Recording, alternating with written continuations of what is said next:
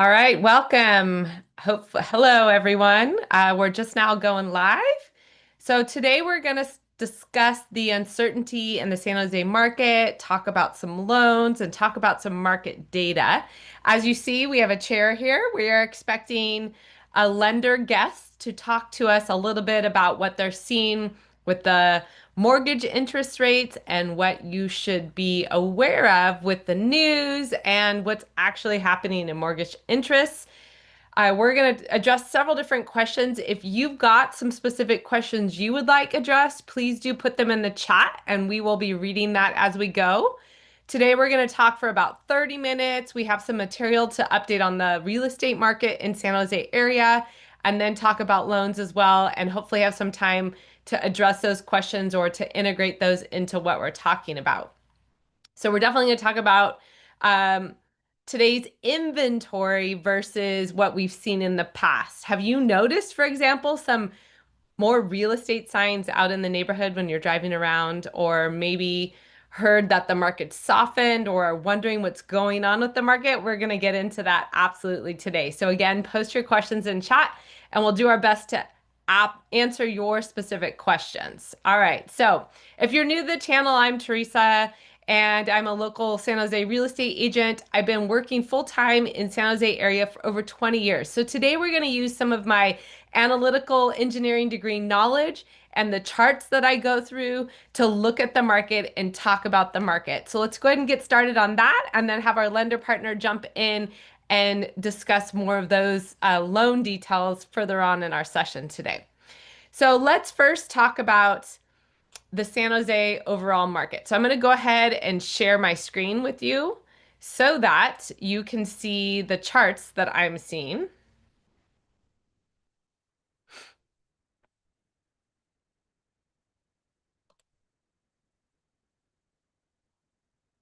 Okay, hopefully you can see the charts coming up, or sorry, this website here. So this is on our website at homeownerexperience.com. This is a San Jose real estate market trends website. So you can find that if you want to keep watch um, under the local market and under San Jose real estate. I've got this zoomed in a little bit so that you can see the charts better. So this is our market action index. You're going to find this on the top of all the different community pages. And if we zoom in even further, you're going to be able to see that it is slightly slowing down from last month. Okay, so the market is seeing a little bit of a softening or dampening. So that is being felt in the market. It's also showing up in some of the data. So let's talk more specifics here. So here's a real-time market profile. The median list price of what people are putting on of all listings, of new listings. But what is really interesting here is to look at prices that have decreased. So we are seeing 24% of homes decreasing their prices right now. And inventory going up pretty good, and the market index action is actually dropping. So we've got our lender partner jumping in here to our extra chair. This is Amitava with Hello. BMO. Hi, how are you doing, everyone? So I was just going through the market. And so we're going to talk here more about the San Jose market overall trends. So if you've followed my channel, you've seen these charts before for sure. What I want to point out is the steep increase here at the bottom right of the yellow line. The yellow line is inventory, or the number of homes on the market for sale without a contract. So that line is going up drastically, where our sales numbers, the green line, is actually slightly going down already. So we're seeing a separation in the direction of those, which has caused that little bit of slowdown or cooling. Now, of course, it depends on the neighborhood and the pocket. And if you're seeing this particular phenomenon in the immediate neighborhood. But for example, Almaden Valley, absolutely seeing that. In parts of Cambrian with really top schools, we haven't seen that huge increase in inventory and there's still really good demand. So real estate, of course, is local. But what I want to point out is we are on trend to get closer to what we saw pre-pandemic as far as inventory levels in the San Jose area. During the pandemic, we had much, much lower inventory, except for 2022 when those interest rates shot up. we had some inventory stagnant and sitting there until it got bought down and prices adjusted, right? So that is our biggest change that we're seeing right now is a lot more choices for home buyers out there on the market. And if you're just joining us, feel free to put a question in the chat so we can get to that question while we're talking here today. So what I'm noticing out, maybe you have a little comment on the buyers that you're working with, but I'm finding a lot of home buyers are stuck in analysis. I'm calling it some buyer analysis paralysis. They are seeing more options than they've ever seen, or they're a little overwhelmed and they're getting into the analytics and they're price sensitive and they're going back and forth. And it takes much longer for a buyer to jump forward and make an offer on a property. There's not as many offer deadlines and buyers just don't feel as rushed and they're a little bit more nervous about the market. So because of that, our inventory is sitting quite a bit longer. And if we went back up to the average days on market is up to 59 days, and that's because some properties are really sitting there a long time, but the median days on market is about 21 days. So it is definitely taking 2 to 3 weeks for many properties to sell, where it used to take 7, 8, 9 days. So we've seen an increase there because of those increased choices and that buyer analysis paralysis that I've seen. For sure. You've seen the same thing, buyers? I think you're spot on, Teresa. And same thing. The market, I would say, lasts for almost 3 weeks. Market is slightly changing as you see. It's a direction is moving towards the trajectory towards the buyers. Yeah. And that's what we are also seeing the same thing. And buyers a little more nervous, worried about, yeah.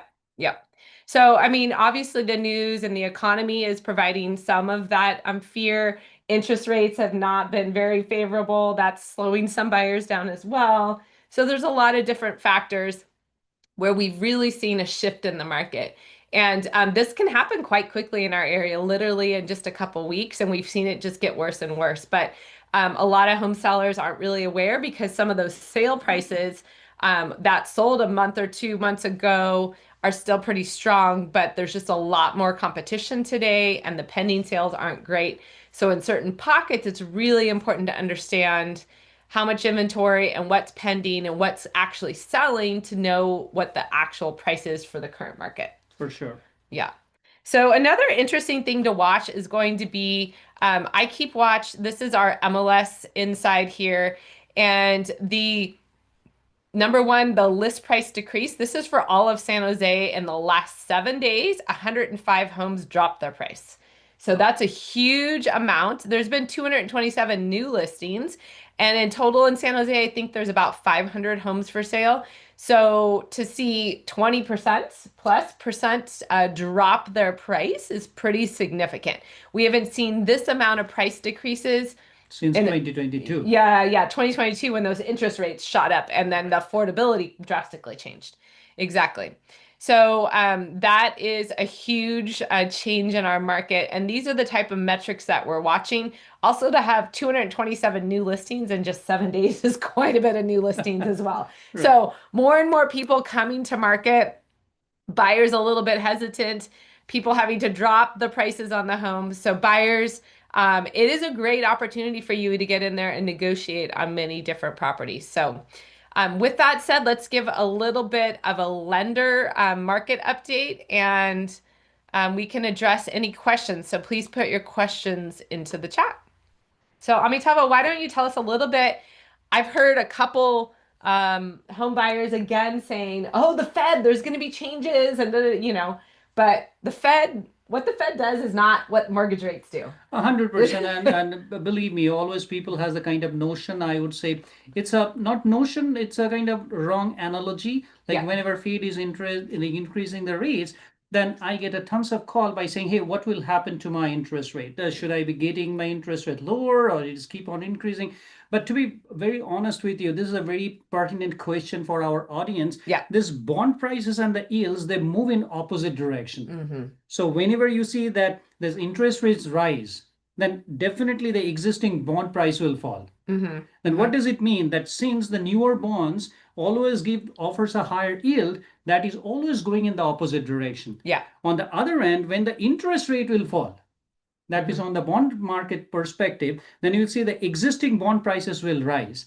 The reason is since the fixed returns are very higher at that point of time, that is more attractive. So it Mm. is an opposite direction. That's why I said the bond price and the yield price are going in the opposite direction, like inversely proportional with each other. Okay, so if the news were to say something, what do we need to hear to know that interest rates are going to get better? I would just say whenever you are going an analogy wise, you need to remind yourself that yes, 10 years treasury is up. That means interest rate might go up. Okay. But there are more factors to it. It is not like always interest rate is up, like 10 years treasury is up means is up. But if you look into your, like we all are using our iPhone. Yeah. There is a basically a 10 years treasury yield app is there. If you Okay. focus, if you like every day regularly, you see just for this week. If Mhm. you see the this week patterns or 10 years treasury yield, like Uh-huh. for last 3 days, it is going significantly down. Like today is down like almost 78 basis point. If I like look into my chart real quick, Let I me will tell you see. precisely. Since morning, our 10 years treasury yield dropped by 47 basis points. Wow. So that same similar thing, like just this week, nature is like sixth, it was really high, and then automatically sixth, then seventh, following by 10th, 11th, and today is 12th. It is significantly dropped. Like entire week, it is dropped by total 47 basis points. Yeah. Like today, the market closed at 4.357. So this exactly, this Okay, analogy. I'm going to share my screen so you can see what he's looking at on his phone. Um, this is just pulling up the 10-year treasury rate here. Correct. So this is the last month, and the 10-year treasury is going down recently. Correct. And Okay. that is giving you a kind of, if you crude analogy that my interest rate or the, if you're planning to buy maybe in next 15 days or 3 weeks down the line, this is giving you a kind of easy direction apart from getting into that more complex understanding the bond market, the yield prices, Okay. or the 10 years treasury is giving you more easy data to understand. Okay. So what you're saying is now with the rates, the 10-year treasury going down, if you're going to buy soon, it's likely the interest rates will go down. Correct. This Yeah. week interest rate is already going down by Okay. 47 basis points, and that's a good news. And believe me, this is a cat and mouse game. Yeah. Almost this entire year, Yeah. if you ask me, Well, look Larissa, at this in the last month. Up, down, up, down. exactly. So people are Yeah. asking me that what do you 3 months, that? it's all over I the always place. say that believe me, 3 weeks it will say go down, and all of a sudden it will spike up. Yeah. There are so much socioeconomic factors, as you have mentioned. Just before coming here, I was taking a class at Santa Clara Association of Realtors Yeah. on visa and immigration. Believe me, so much in happening in visa and immigration world. Mm-hmm. Like Yeah. students are like F1 visas are stand out rejected, they are deported, all Yeah. those like things are happening. So when you see this That's affecting buyers too. exactly. Yes. So this is not something as you just explained, Teresa, like why it is showing that seesaw curve all the time, ups and downs. This is of the socioeconomic factors. Yes. Yes. So our economy is uncertain and volatile right now, so therefore interest rates are volatile right now. But that being said, you should follow the 10-year treasury rate if you want to get an indication on mortgage rates, not what the Fed says. Definitely. The Fed is totally internal, unrelated to mortgage rates, sort of related, but 100%. yeah. Okay. And if you need more experienced advice, we are always there, me and Theresa. Please Yeah. reach out. No obligation. We'll always give you more clear guideline. If you need to go into more microfinancing or economics number, we'll set up a one-to-one discussion. Perfect. Yeah. All right. So I'm going to stop sharing this 10-year treasury rate. You guys can look into that. And again, ask any questions in the chat if you've got them. But let's talk a little bit about H-1B visas and some of the immigration stuff that you're seeing. Like, has that affected the buyer pool or your I applications? haven't seen like immediately, but yes, student visa is already impacted a Okay. lot Mhm. because I'm from BMO, Bank of Montreal. We regularly helping like clients on the jumbo portfolio Yeah. with F1 OPT, Mhm. but most likely we are also changing our policy considering the laws are changing on the USCIS front. Mhm. So not many lenders are doing portfolio lending on a F1 OPT visa status. Yeah. Very limited. We are doing maybe another one, two lenders are doing, but hopefully you will see there is a change. Also, H1 and their dependent H4, they are getting us like tough time in their visa renewal. There are so much of, I am not saying that it is impossible right now, but things are getting tighter. Yeah. Also, I heard, maybe I'm not exactly sure about it, like if someone is marrying a US citizen, like their green card is also not warrantable. That Mm. means, see, The thing So is there's that all things these have changes changed. that, well, it's going to change, but it's also potentially affecting some of the buyers, 100%. which less buyer, we're already seeing this buyers being a little bit worried or less proactive. And then we add this into the mix, that could affect some more buyers, And right? on top of that, I would always add, like, if you are writing an offer for your buyer, you Mhm. are make sure that the close timeline, that means if you are closing on Closing. 30th of June, their visa and their employment card is valid till 6 months from the date of closing. This is very important, very, Good very tip. important. Okay. I have 3 transactions recently. I tell them that get it first done. That Yeah. means they have to talk to their employer, get their filing done, then they will get automatic renewal or automatic stay of 240 Mm-hmm. days. Mm-hmm. That means if any one of you are buyer getting into the situation, you know what I-797 means. Okay. Whenever you filed your extension, you get an acknowledgement receipt that is I-797A. That will give you a virtue of like another extension like of 240 days. Generally, lender need that kind of a letter from Okay. your employer, from Mhm. your legal counsel, from the employer, Mhm. I would say. And those things are predominant right now. Do not like think like, hey, I'm all good till December. Yeah. And now I'm only in June. So we are more than like maybe just more than 6 months, but just get it done Mhm. before you are in contract. And in those kind of a situation, I will always advise get a fully underwritten approval. Yes. No stones apart. Like you, if you keep it open, there might be any like Yeah, there could be uncertainty. yeah, risks and uncertainties. Right. Yeah, yeah, yeah. Or a loan contingency if you're able to negotiate. 100%. Yeah, there are people coming in because the market is a little bit slower with loan contingencies and other items to make sure that everything gets processed properly in time without the risk going to the buyer. Right. So, yeah, so let's talk about do you have any I don't even necessarily mean creative solutions, but what are some options in this higher interest rate environment? Like where are rates today? Close to 7 I for would jumbo? say no. Jumbo rates as of today. Today, our base rate is approximately with a 20% down, $2 million purchase price. With a decent 780 plus credit score, rates are around 6% with an APR of Okay, 6.5. because they've been going down with the 10-year Right. treasury. Okay. Correct. And I believe if you And that's a top qualified person. it's a good qualification, Yeah. I would say for sure. And I would say 7 out of 10 buyers ideal, they have this basic qualification. Okay. And their and average prices on Santa Clara County is 2 million 2 plus. million, Yeah. I would Yeah. say, give or take. Yeah. 1.5 for sure. Yeah. You won't see less than that. Yeah. For a like quality house or someone is upgrading themselves from their first home, Yeah. you'll always see that. Yes, yes. So in this environment of 6% or so, what are some solutions that home buyers can do to try to get that rate even lower? Are there options? Yeah, 100%. I would say there are several lenders out there, including me. We offer some relationship tiers. Yeah. They can bring and park their money Yeah. into the bank, and then they will like get that relationship tier discount.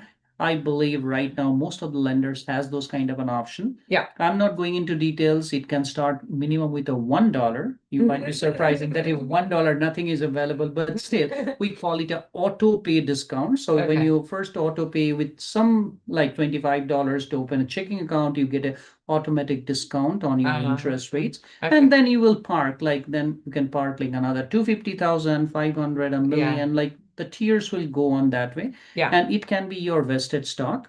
Yeah. It can be your retirement. Now I want to tell in this changing process, make sure not your 401k will be allowed, not your ESPP will be allowed. It's your previous retirement. Got it. That you convert into an IRA, take the check and deposit into the different organization. Within 60 days, there is no most likely a tax implication. Yeah, as long as you just move it. Yeah. Quickly move it. Yeah. Again, we are not a tax consultant. Yeah. We are just experiencing or we are sharing our experience, whatever we are seeing in our day-to-day like transaction. And on top of that, if you're asking about some creative financing of like creating financing towards lowering down the interest rate, always it's better to set up a consultation because one-on-one consultation because every case is a different one. Yeah. And you cannot like create a boilerplate around that. Yes. If you have any questions, I'm just typing in the chat. Feel free to put them in the chat, and we'll put in there some links to set up consultations as well in the video description at the end. Yeah, for sure. Yeah, but so other ideas would be we really need to discuss personal one-on-one to see what we can do. Yeah. 100%. And I call it a financial juggling. Yes. And I would say real estate juggling too. Yeah, yeah, Because yeah. there is no such template. People ask me, hey, Mhm. what is applicable for me? Do you have a template A ready? What a checklist. checklist ready? I said, yeah, checklist is standard, right? 2 years of employment, 2 years of residency, 2 years of social. That's a Yeah. template. But apart from that, every case is a separate case. Yeah. There is no template. Yeah. Like if you say that, hey, I have a template you need to fill out, I'm big to differ.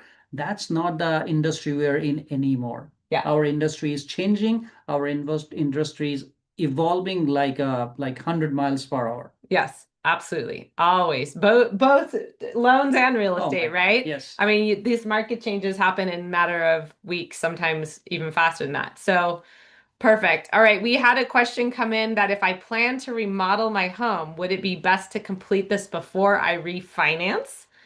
Um, Yes. okay. Answer is 100% yes. Yeah. Unless you are going for a construction loan, like we do construction loan, like for a tear down remodel, or if you buy a lot, build up a ground up building, we can help. If you do a remodeling, we call is a rebuild remodel process.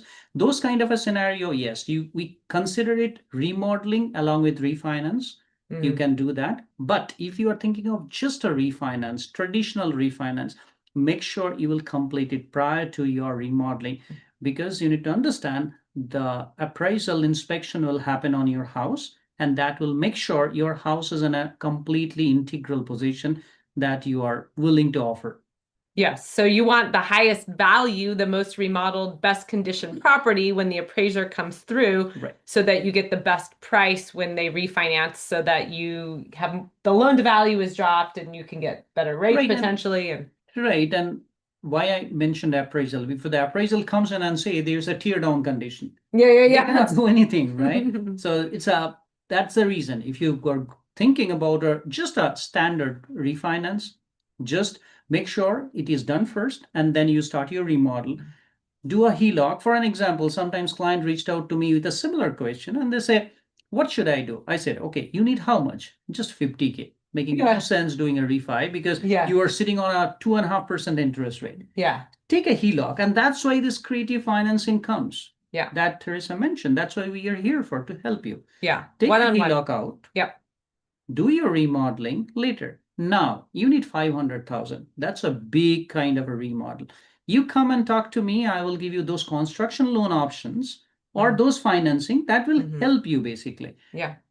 Yeah, yeah, yeah, yeah, exactly. So it depends on the scenario. Yeah. Or you course. can take a cash out to buy a house, talk to Theresa. Yeah. She can help you because see, there are so much options available. I have seen, you believe me, Theresa, there are clients who are completely free and clear on their property. A lot of them. A lot of them. Yes. And yes. now they're willing to buy a property and they do not have that much of adequate ready cash available. They have stock. Yeah. They are not willing to liquidate stock. Yeah. For those kind of clients listening to us, talk to us, cash out, take out your cash, and then use it to buy your investment with us. Yep.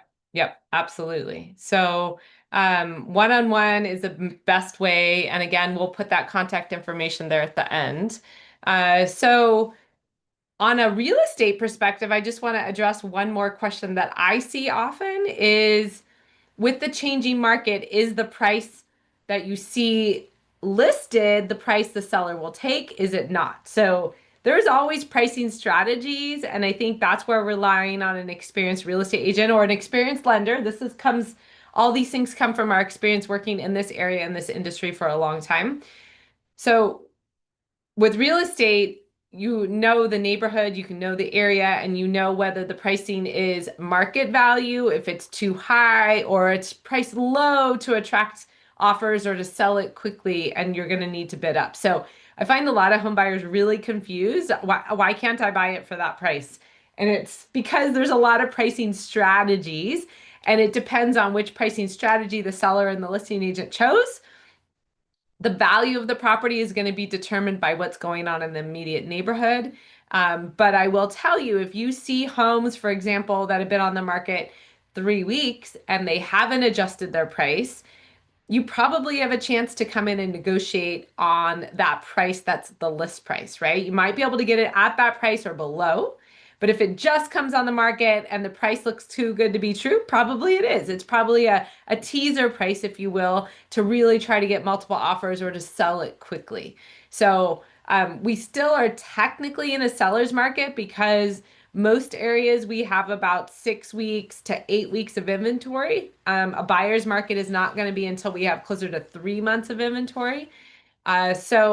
But we are seeing a softening because we've been seeing 3 weeks to a month of inventory, which is, Very almost rare. very, Very yeah, rare. exactly. So it's double what we were seeing before, and so it feels much slower, but it's still a seller's market if they price it properly, right? But there are a lot of sellers who are overpricing their properties right now and sitting on the market, and they might not even it doesn't look like it's overpriced, but the way the market reacts to the property for whatever reason is it sits longer than normal. And that typically means it's priced at market or maybe slightly overpriced. So keep that in mind, consult with your agent because that's what's happening in a changing market. The same thing happened in January where actually the activity was crazy and it seemed like it was priced at market and it was overbidding, right? So this always applies. It's just the opposite direction as to what most buyers are used to because it's been a while that you were actually able to negotiate on a property and not have to pay way over, right? So these are the things to kind of keep in contact or keep in mind when you're shopping for homes. It doesn't necessarily sell for that price. You got to do your homework and research. So, any more questions? We have a little bit more time. There is another Yeah, one. it asks, why are Oh. you so smart? Because I always believe on the counterpart, the smart buyers like or smart audience like you guys are always there that needs us to be smart alongside with you to work for. Yeah, it's experience. It's Experience. experience. And we talk to a lot of people, right? Just like your dentist works on a lot of people, we talk to a lot of people selling real estate and buying real estate. So that absolutely helps. And in this market, to be very honest, it's all about demand versus supply. Yes. And whenever you see there is little more supply, I would say just a little more supply, you would see immediately market is thinking in a different way.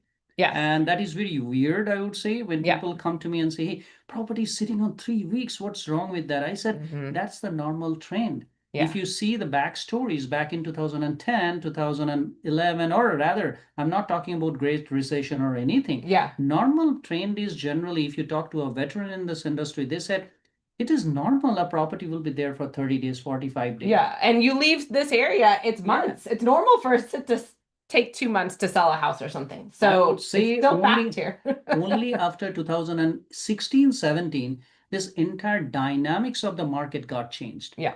We have seen more tech buyers are taking predominant change, and that's what came. I wouldn't believe, like I do a statistics back in 2024. Yeah. We have seen 56% who are the first time home buyers are the immigrants, like or the H1B, like tech buyers in the Bay Area. Yeah. I'm talking about Santa Clara statistics. Yeah. 56% of those buyers are like first time home buyers and they're putting non-contingent contract. They're very aggressive. They just know what is their options. Yeah. And that changes this entire dynamics. Mm-hmm. We never seen a property is sitting on a market more than 2 weeks, 7 days Yeah. gone, three, Yeah. 4 days it's gone. But that was supply and demand. We had no Yes. supply. That's here, right? So I brought up the chart. You can see Yes. when the yellow line and the green lines are on top of each other, that market is so fast. We are selling absolutely everything that we have. So another question came in that typically we see the peak season in the spring. So do you think we've seen the peak? Yes.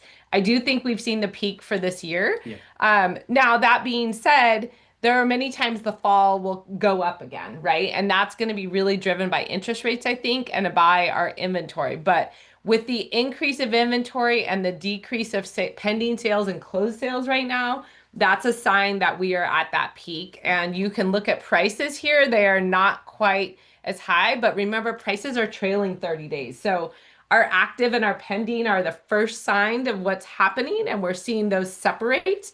So those prices are likely to settle or decrease. And yes, that means that the peak technically is in the past. Absolutely.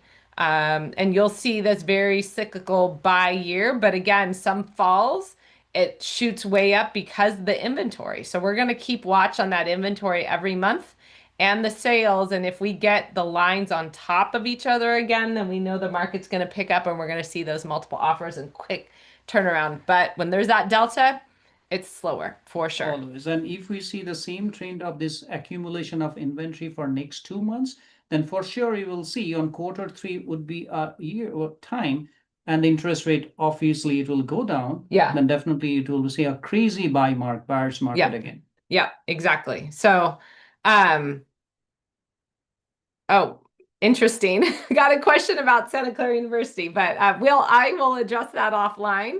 I think we're going to close it up today.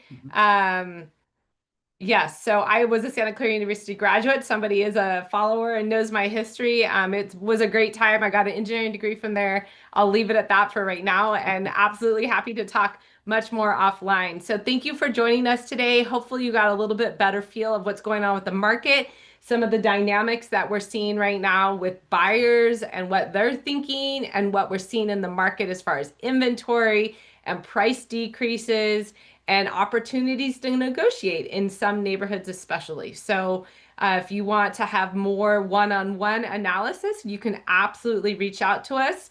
I will share. You can go to homeownerexperience.com and see my number at the top there. And Amitava, do you want to share your number? And then we'll put it in the description as well. Perfect. My number, you can always reach me out 650-521-6277. You can text me so that we are not missing out each other in phone tagging. So text is the best way so that I can set up some time to connect. My details are definitely there. Theresa will post after this podcast. So Yeah. you have all our details. And as I said, the journey makes sense when you have a strong team on your side, because who you work does matter. That I always say, because our experience, I would say our cumulative experience, keep you in a spot where you will feel free to understand this entire dynamics, the process, and we are kind of an educator and make sure that your journey is seamless and smooth. Yes, absolutely. Yeah. We want to make sure that you know your options and your choices and feel like you're making the right decision given like accurate data for the current time. So we look forward to connecting with you one-on-one, and thank you for joining us today. See you soon. Bye-bye. All right. Perfect. Today, Yeah. spot on. Edit in studio. I will add in our. I need to learn